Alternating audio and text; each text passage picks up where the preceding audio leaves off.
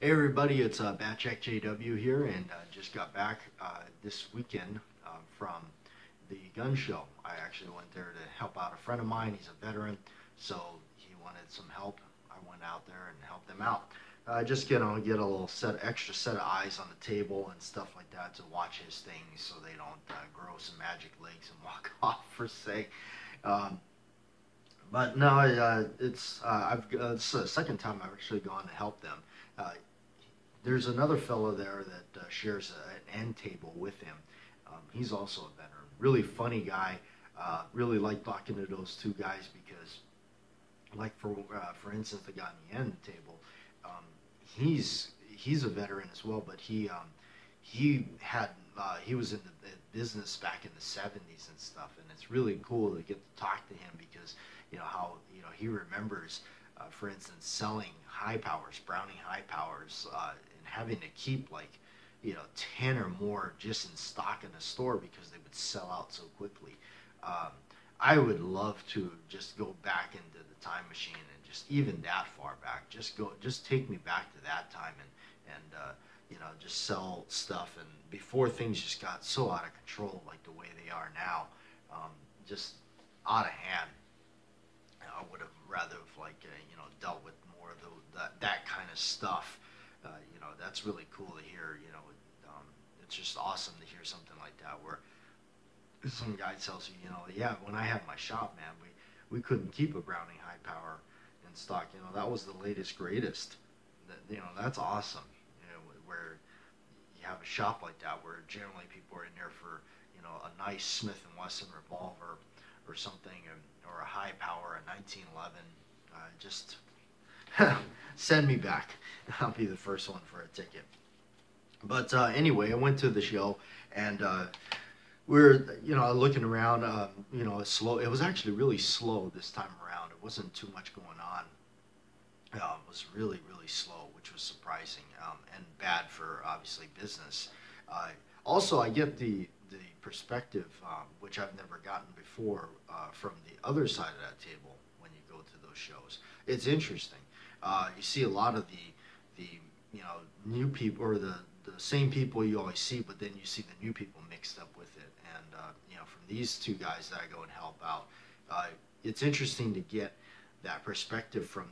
Here's some guys that have been doing this for years and years, long before even like I even knew what a gun show was, right? Yeah, so you pick up on these things, learn from them, listen to them, uh, have a conversation with them, and listen. That's something that you'll never be able to learn from Google. But I listen to them and I talk to them, and it's just amazing. And how you learn that. And it kind of goes right back to my mentality through the first run through one of these I ever did. I go through, scan it, and look. What do I look for? I look for that table with that old dude sitting there. He's probably got the best stuff, and he's willing to bargain with you. He's willing to do, the song and dance, the whole ballet thing of going to these because wheeling and dealing is, that's a part of the fun. It really is. It truly is. Um, but there's a certain way you want to go about it. There's a certain way you want to approach it. You don't want to insult somebody. And if you're serious about it, then yeah. But don't just go there, like haggling prices for something just to do so. If you really want it, then yeah, we'll enter that realm carefully, do it respectfully, but don't just do it just to do it because you're just screwing around with somebody or you really don't want the thing.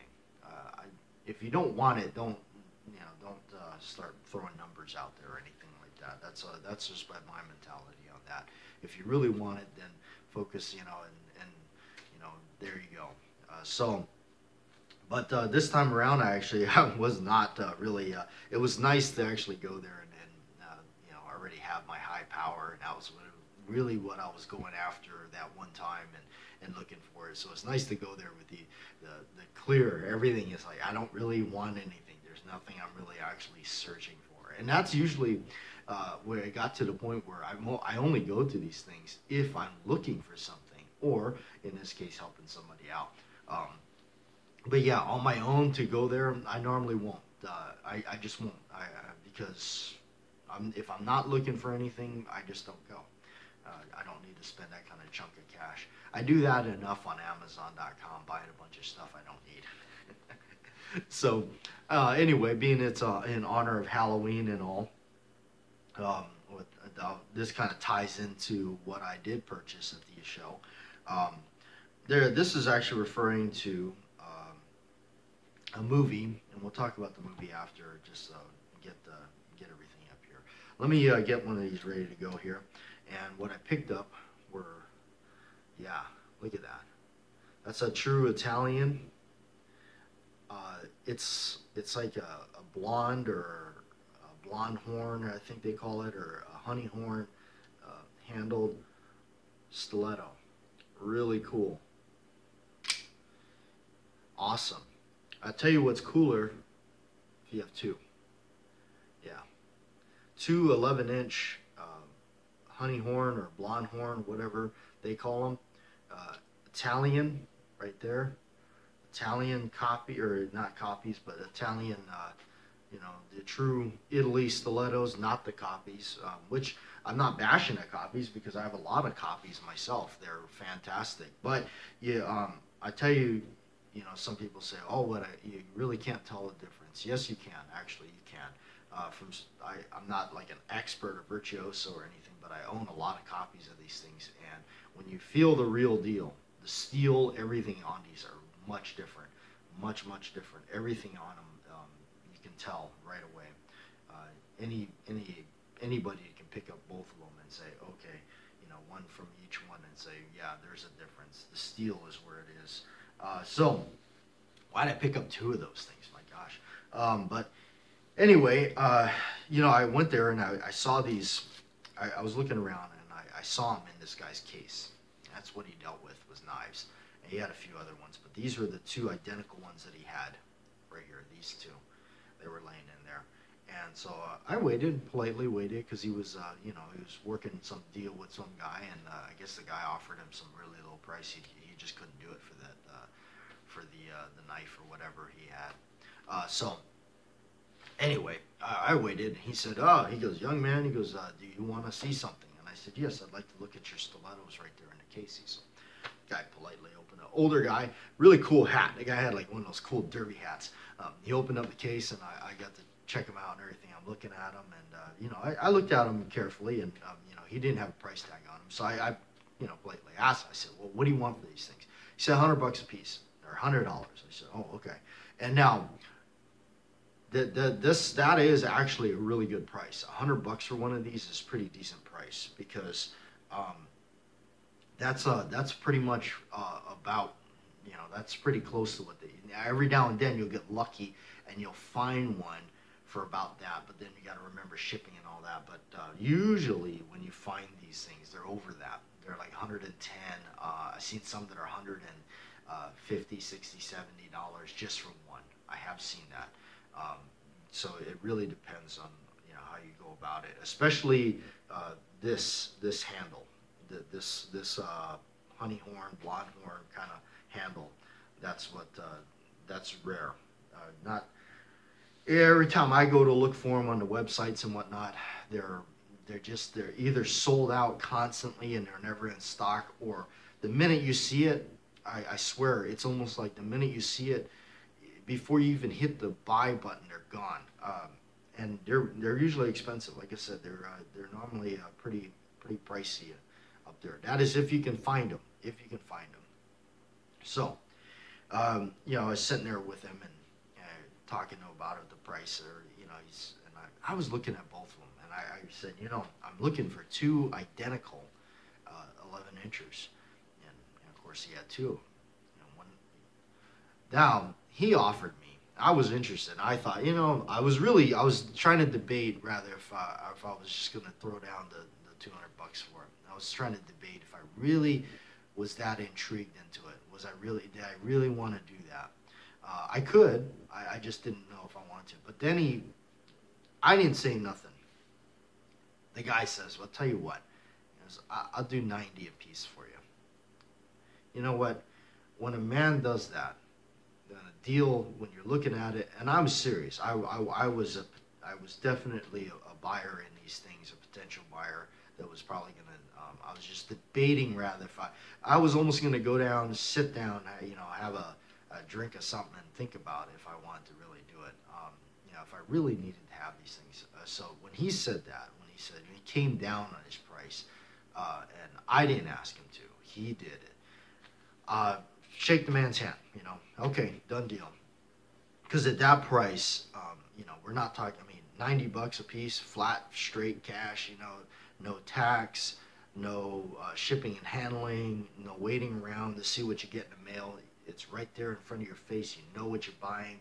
You know what you're getting. So I paid him, and that was it. And honestly, at first I was like, I don't know. Am I crazy buying these two things? But then, you know what?